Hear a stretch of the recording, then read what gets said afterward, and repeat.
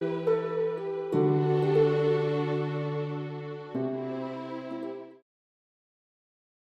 not alarmed, madam, on receiving this letter, by the apprehension of it containing any repetition of those sentiments or renewal of those offers which were last night so disgusting to you. I write without any intention of paining you, or humbling myself. Two offences of a very different nature, and by no means of equal magnitude, you last night laid to my charge. The first mentioned was, that regardless of the sentiments of either, I had detached Mr. Bingley from your sister, and the other, that I had, in defiance of honour and humanity, ruined the immediate prosperity and blasted the prospects of Mr. Wickham. I shall hope to be in future secured when the following account of my actions and their motives has been read. I had not long been in Hertfordshire before I saw, in common with others, that Bingley preferred your eldest sister to any other young woman in the country. But it was not until the evening of the dance at Netherfield that I had any apprehension of his feeling a serious attachment. I had often seen him in love before. At that ball, while I had the honour of dancing with you, I was first made acquainted by Sir William Lucas's accidental information that Bingley's attentions to your sister had given rise to a general expectation of their marriage. He spoke of it as a certain event of which the time alone could be undecided. From that moment I observed my friend's behaviour attentively, and I could then perceive that his partiality for Miss Bennet was beyond what I had ever witnessed in him. Your sister I also watched.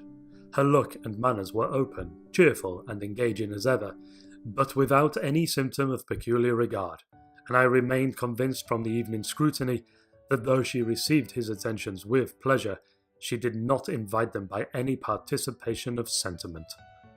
That I was desirous of believing her indifferent is certain, but I will venture to say that my investigations and decisions are not usually influenced by my hopes or fears.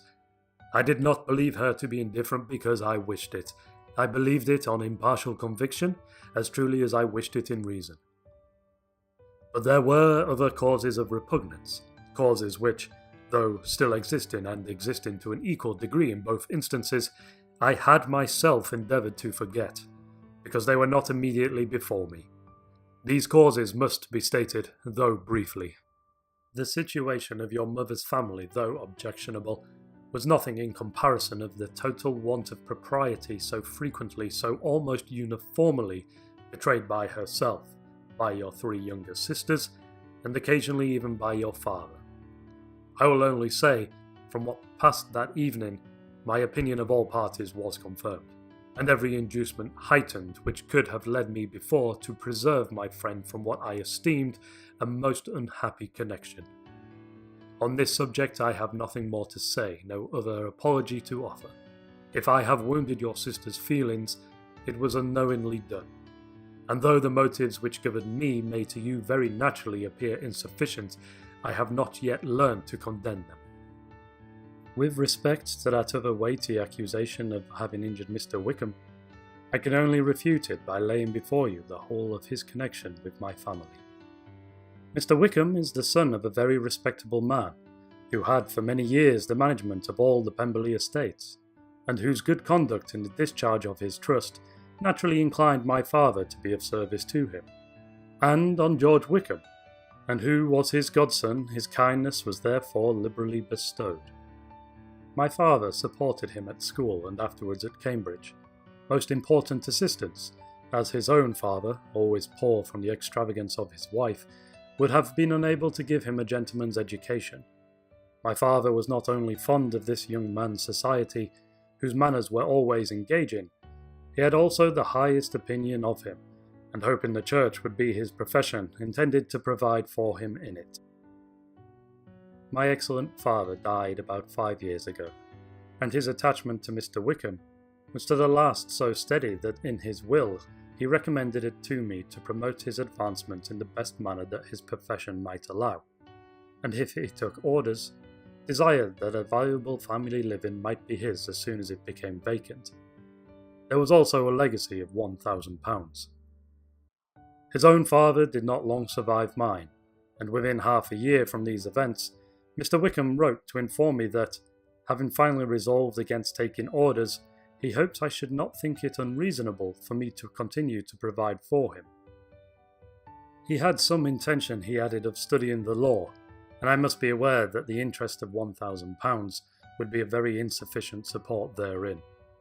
I rather wished than believed him to be sincere, but at any rate was perfectly ready to accept his proposal. I knew that Mr. Wickham ought not to be a clergyman.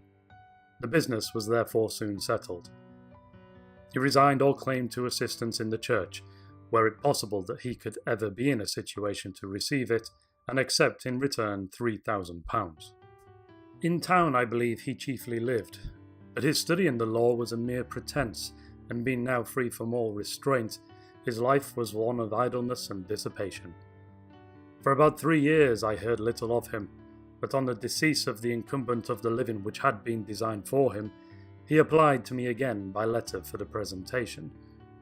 His circumstances, he assured me, and I had little difficulty in believing it, were exceedingly bad. He had found the law a most unprofitable study, and was now absolutely resolved on being ordained, if I would present him to the living in question. You can hardly blame me for refusing to comply with this entreaty, or for resisting any repetition of it. Having said thus much, I feel no doubt of your secrecy. My sister, who is more than 10 years my junior, was left to the guardianship of my mother's nephew, Colonel Fitzwilliam, and myself. About a year ago she was taken from school, and an establishment formed for her in London. Last summer she went with the lady who presided over it to Ramsgate, and thither also went Mr. Wickham. He so far recommended himself to Georgiana, whose affectionate heart retained a strong impression of his kindness to her as a child, that she was persuaded to believe herself in love and to consent to an elopement. She was then but 15. I joined them unexpectedly a day or two before the intended elopement, and then Georgiana, unable to support the idea of grieving and offending a brother whom she almost looked up to as a father, acknowledged the whole to me. You may imagine what I felt and how I acted. Mr. Wickham's chief object was unquestionably my sister's fortune, which is £30,000. But I cannot help supposing that the hope of revenging himself on me was a strong inducement. This, madam, is a faithful narrative of every event in which we have been concerned together, and if you do not absolutely reject it as false, you will, I hope, acquit me henceforth of cruelty towards Mr. Wickham. I know not in what manner, under what form of falsehood he has imposed on you, but his success is not perhaps to be wondered at. You may possibly wonder why all this was not told you last night, but I was not then master enough of myself to know what could or ought to be revealed. For the truth of everything here related, I can appeal more to the testimony of Colonel Fitzwilliam, who from our near relationship and constant intimacy, and still more as one of the executors of my father's will, has been unavoidably acquainted with every particular of these transactions. If your abhorrence of me should make my assertions valueless, you cannot be prevented by the same cause from confiding in my cousin, and that there may be the possibility of consulting him, I shall endeavour to find some opportunity of putting this letter in your hands in the course of the morning. I will only add, God bless you. Fitzwilliam Darcy.